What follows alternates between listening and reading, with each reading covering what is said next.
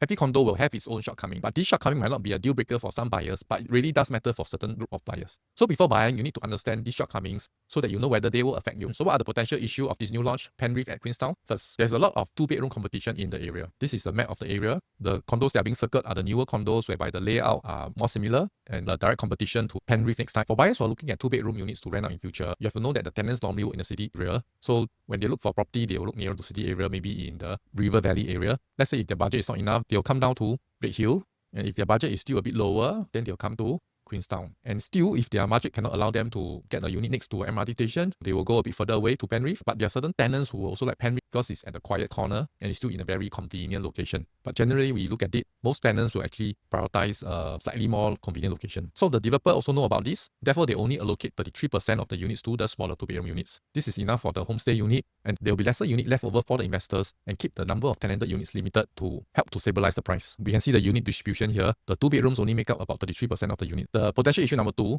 there's no famous primary school in the area. But take note that not all the condos need a good primary school to sell. One example would be Springleaf, which now is already 90% sold because not everyone has primary school going kids. People who do not have kids and other people who have more kids, or people who are not so particular about primary schools. However, do take note that actually Penrith is in the education. We have primary schools in the area, secondary schools, Crescent Girls, private education institutions. We have universities, NUS, SIT, INSEAD, we have Singapore Poly, and Junior College, the famous one in Dover area, Anglo-Chinese, Junior and Anglo-Chinese School, which is a secondary school, very, very difficult to get in. Besides that, in the Dover area, we also have the international school clusters. We have the two famous ones are the Tanglin Trust School and the United World College, Dover. So essentially, in this area, we can go from cradle to university. So most of the people who come into this area, as long as they are not so particular about primary school, they can stay on until the children graduate from university. Another potential issue is that this being a 40-story condo, the price loading for the high floor two-bedroom units might be a bit too high for some of the category of buyers. Okay, what do I mean? In a condo, there are normally two types of buyers. One is another will be investors looking to rent out after TOP. Homestay buyers are generally willing to pay a bit more for higher floors. For investors, we have short-term investors who are looking to offload at TOP and long-term investors